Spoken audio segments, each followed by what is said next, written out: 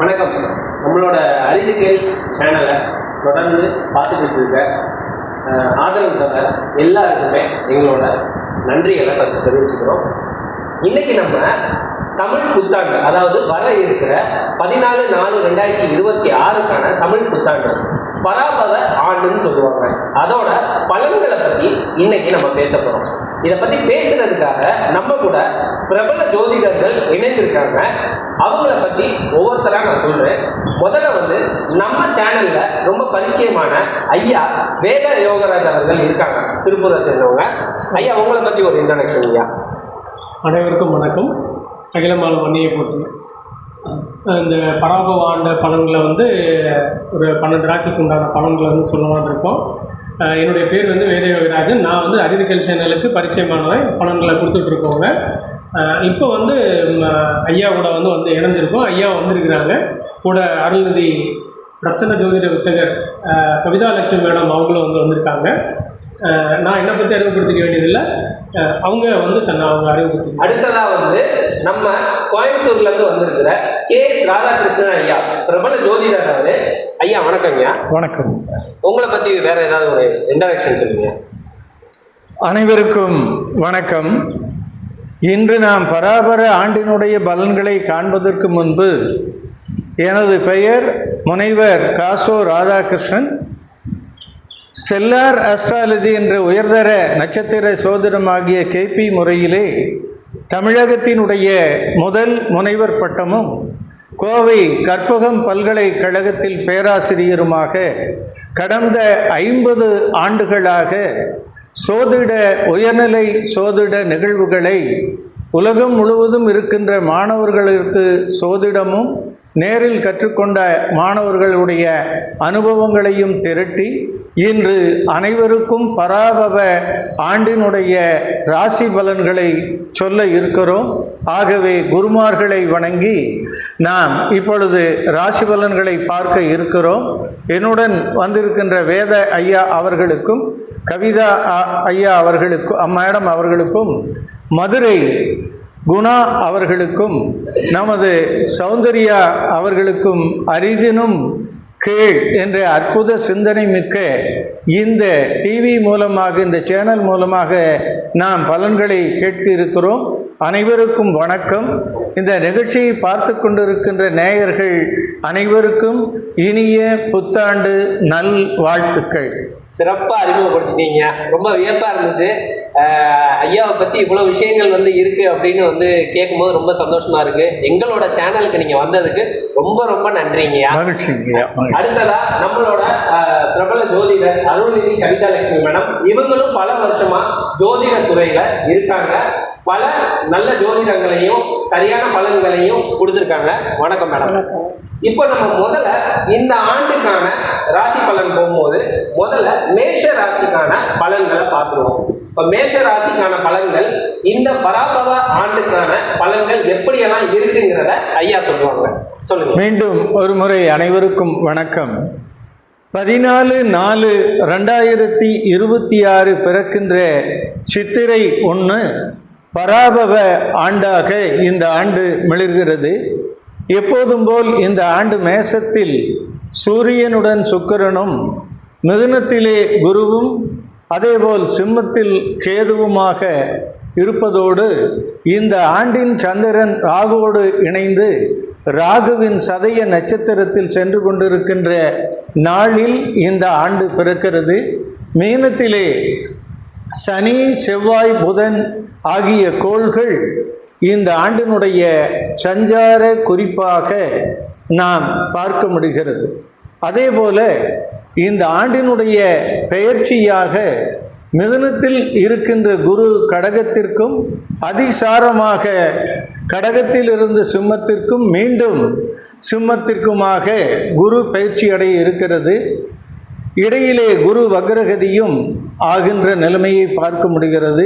சனிக்கோளை பொறுத்தவரையிலே வான மண்டலத்தினுடைய இறுதி ராசியான மீனத்திலே மிக ஆழமான கடல், மிக ஆழமான ஓஷன் என்று KS கிருஷ்ணமூர்த்தி அவர்கள் மீன ராசியை குறிப்பிடுகிறார்கள். அப்படிப்பட்ட சனி கோள் தன்னுடைய நட்சத்திரத்தில் சென்று கொண்டு இடையில் வக்ரமாவதற்கு முன்பு அடுத்த நட்சத்திரமாகிய ரேவதியில் பயணம் செய்வதோடு மீண்டும் வக்ரகதியில் ரேவதி உத்திரட்டாதி என்று புதன் சனி நட்சத்திரங்களில் செல்வதோடு மீண்டும் சனி புதனாக இந்த ஆண்டு சனியினுடைய சஞ்சார குறிப்பு இருக்கிறது.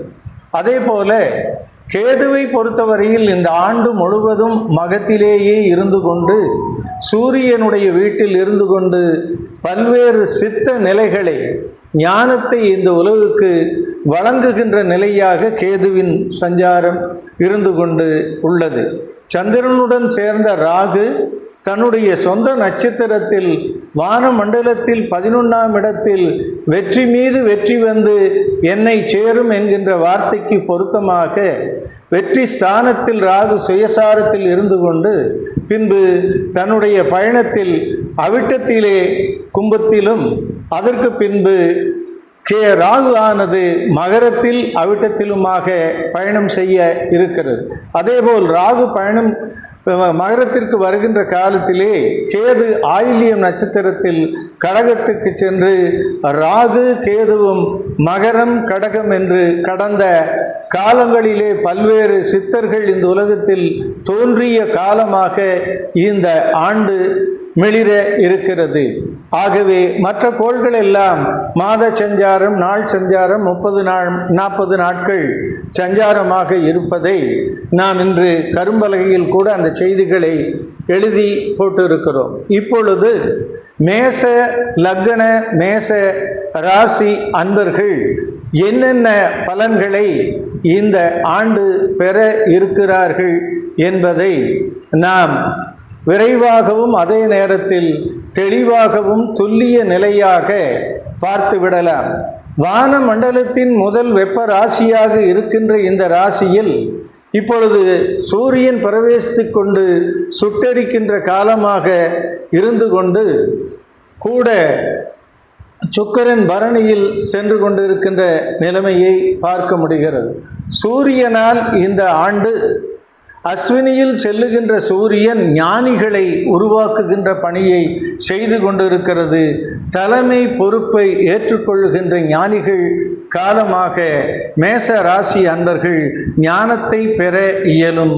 சூரிய சஞ்சாரத்தால் சுக்கிரனுடைய சஞ்சாரத்தால் சுயசாரத்தில் செல்லுகின்ற சுக்கிரன் 2, 7 ஆகிய சுக்கிரனுடைய நட்சத்திரத்திலேயே சுக்கிரன் செல்வதால் திருமணத்திற்காக காத்திருக்கின்ற நண்பர்களுக்கு எளிதில் திருமணம் அடைவதற்குண்டான சிறப்பான காலமாக 7ஆம் இடத்தை 5ஆம் பார்வையாக குருவும் 7ஆம் பார்வையாக சுக்கிரனும் பார்ப்பது மேசராசி அன்பர்களுக்கு மிக மகிழ்ச்சியான காலமாக இருப்பதோடு வரவுகள் மிக மிக அதிகமாகவும் புதிய நண்பர்கள் புதிய சந்திப்பு புதிய பெண்கள் சந்திப்பு போன்ற இனிமை மிக்க காலமாக இந்த சுக்கிரன் நமக்கு சொல்லுகிறது.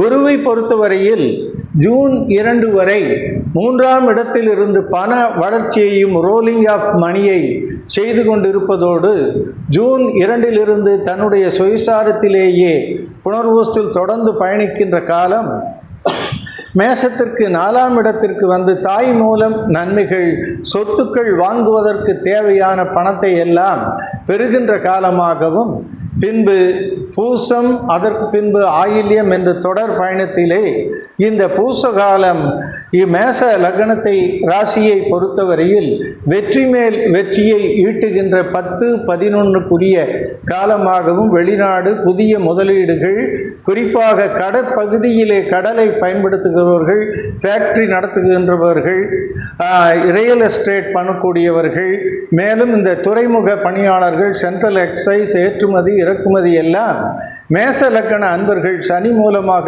அற்புதங்களை செய்வதோடு கடனை பெற்று புதிய முதலீடுகளை அதிகப்படுத்தி அதை தொழிலை விருத்தி செய்து இஎம்ஐ மூலமாக கடனை அடைக்கின்ற அற்புதமான காலமாக இருக்கிறது. மீனத்தில் இருக்கின்ற செவ்வாயும் புதனும் சனியினுடைய உத்திரட்டாதியிலேயே தொடர்ந்து தன்னுடைய பயணத்தை மேற்கொண்டு செவ்வாயும் புதனும் கடன் மூலமாக நன்மைகள், வெளியூர் மூலமாக நன்மைகள், ரியல் எஸ்டேட் மூலமாக நன்மைகளை செவ்வாயும், புதன் புதிய சொத்துக்களையும் இருக்கின்ற சொத்துக்களை பழுதுபார்த்தல் போன்றவைகளும், 6ஆம் இடத்திற்கு தொடர்புடைய புதன் வசூலை செய்வதோடு உடல் நலத்தில் சற்று கவனம் என்ற எச்சரிக்கையை நமக்கு சொல்லி காட்டுகிறான்.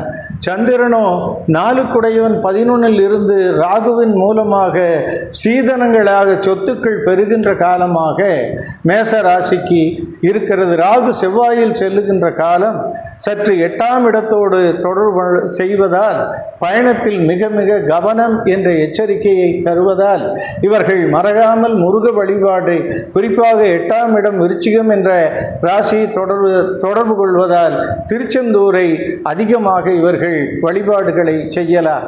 கேதுவை பொறுத்தவரையில் சொத்து வளர்ச்சி, ஞானம் போன்றவை பெறுவதோடு இந்த ஆயில்யத்தில் செல்லுகின்ற காலம் அறிவு பூர்வமான ஞானத்தை, தியானத்தில் பெரிய இடத்தை பிடிக்கின்ற காலமாகவும் நமக்கு தெரிகிறது. பொதுவாக சனி 12 10 11 இருப்பதால் இந்த ராசிக்காரர்கள் அன்னதானத்தை ஒரு விரைய காலமாக எடுத்து புனித பணிகளை செய்து தன்னுடைய வாழ்க்கையை மேம்படுத்தி கொள்ளலாம்.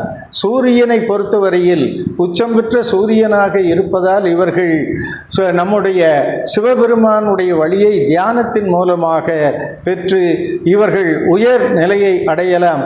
பொதுவாக செவ்வாயினுடைய ராசியான மேச ராசி பல அற்புதங்களை நிகழ்த்துகின்ற ராசியாக, கடன் மூலமாக சொத்துக்களையும் தொழிலையும் விருத்தி செய்கின்ற ராசியாக தெரிகிறது. ஆகவே உங்களால் இயன்ற அளவு அன்னதானத்தை செய்து, புண்ணியங்களை செய்து, உங்கள் சொத்துக்களை விருத்தி செய்து, ஆற்றலை அதிகம் செய்து, வசூலை பெற்று சொத்துக்கள் மூலமாக மேலும் மேலும் வளர வேண்டும் என்று வாழ்த்தி விடைபெறுகிறேன். நன்றி, வணக்கம் பெரியோர்களே. நன்றிங்க, நன்றி. அதாவது மேஷ ராசியை பற்றி ஐயா சிறப்பாக சொன்னாரு. கண்டிப்பா தொழிலையும் சரி, அதே மாதிரி அதாவது புதிய தொழில், வேலையே, இந்த மாதிரி எல்லா விஷயத்துலையுமே மிகப்பெரிய சக்சஸ் இருக்குங்கிறத ஐயா சொல்லியிருக்காரு. அது மட்டும் கிடையாது, தானத்தில் சிறந்த தானம் அன்னதானம் அப்படிங்கிற ஒரு விஷயத்த செய்யணும் அப்படிங்கிறதையும், முருகன் வழிபாடை நீங்க செஞ்சீங்கன்னா இன்னும் இது வெற்றிக்கு உகந்ததா இருக்கும் அப்படிங்கிறதையும் சொல்லியிருக்காரு. மேஷ ராசி மிக சிறப்பாக தொடங்கியிருக்கு. ஸோ இப்போ மேஷ ராசியை பற்றி ஐயா சொன்னது இவ்வளோ விஷயங்கள் நம்ம பார்த்தோம். அடுத்ததா மேடம், உங்களோட பார்வையில் மேஷ ராசியோட பார்வையில் நீங்க சொல்லுங்க. அறிவுகள் நியாயங்கள் அனைவருக்கும் இனிய காலை வணக்கம். இந்த வர இருக்கின்ற புத்தாண்டு நிகழ்ச்சிகள் சிறப்பாக அமைய இறைவனை கொண்டு மேஷ ராசியில் பிறந்த ஒருவருக்கு வரக்கூடிய வேலை எப்படி இருக்கும் அப்படின்னு ஐயா கொஞ்சம் தெளிவாக சொல்லியிருந்தாரு. இப்போ அந்த வகையில் மேஷ ராசிக்காரங்களுக்கு 7வது சனி நடக்கும். அப்போ அவங்களுக்கு ஒரு பரிகாரம் என்னன்னா, பாத யாத்திரை போங்க. சப்போஸ் போக முடியலன்னா பாத யாத்திரை போகக்கூடியவங்களுக்கு ஏதோ உணவு தானமோ நீர் தானமோ உதவிகள் செஞ்சுட்டு வரவங்க நமக்கு ஏற்படக்கூடிய தடைகள் விலகி குடும்பத்திலையும் தொழிலையும் விருத்தி உண்டாகும் அப்படிங்கிறது என்னோட தாழ்மையான கருத்து.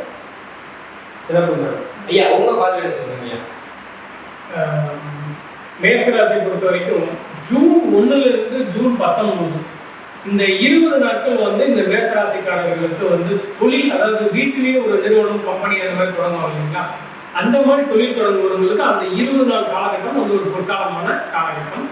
ரெண்டாவது, கருத்தரிப்பு சம்பந்தமான விஷயங்களுக்கும் குழந்தை சம்பந்தமான விஷயங்களுக்கும் அந்த அந்த அந்த காலகட்டங்கிறது ஒரு பொற்காலமான காலகட்டம். மொத்தத்தில் அவங்க சுப செலவுகளை சந்திக்க இருக்கிறாங்க. குழந்தை, அதாவது ஒரு புதிய வரவு, குடும்பத்தில் ஒரு சுப செலவு சந்திக்க. சரிங்க. இப்போ இந்த மேஷ ராசியில சில நட்சத்திரங்கள்லாம் இருக்குங்களா, அப்ப நீங்க சொல்ற பலன்கள் மேஷ ராசியில இருக்க அனைத்து நட்சத்திரக்காரங்களுக்கும் பொருந்துகிறதா, இல்ல நட்சத்திர லக்னங்களுக்கு பலன்கள் வேறுபடுதா? பொதுவாக ராசி பலன் என்பது அந்த ஆண்டுக்குரிய கோள்களினுடைய சஞ்சாரத்தை மட்டும் பொறுத்து சொல்லக்கூடிய ஒரு பலன்கள். ஒவ்வொரு தனி மனிதனுக்கும் ஒரு லக்னம் என்று இருக்கும். அதற்கு ஒரு அவர் அந்த மனிதன் பிறந்த பொழுது சந்திரன் என்ற இடத்திற்கேற்ப திசா, புத்தி, அந்திரம் என்ற 3 அதனுடைய வலிமை பொறுத்தே உலகத்தில் இருக்கின்ற அத்தனை மக்களுக்கும் இந்த கோச்சார உதவிதான ஒழிய கோச்சார மூலம் அந்த திசாபுத்தி இரண்டாம் இடம் இல்லவே இல்லை. ஒவ்வொரு நட்சத்திரங்களுக்கும் அவர்களுடைய திசாபுத்திகளுக்கு ஏற்பத்தான் பலன்கள் நடைபெறும் என்பது எந்த சிறப்பு. அதாவது இது வந்து பொது பலன்களா வந்து நம்ம ஜோதிட நிபுணர்கள் எல்லாருமே சொல்லிக்கிட்டு இருக்காங்க. அது மட்டும் இல்லாம தனித்தனியா ஒவ்வொருத்தருக்கும் நீங்க உங்களோட ஜாதகங்களை பார்க்கும் போதுதான் அது வந்து ரொம்ப தெளிவா சொல்ல முடியும் அப்படிங்கிறதையும் ஐயா சொல்றாங்க.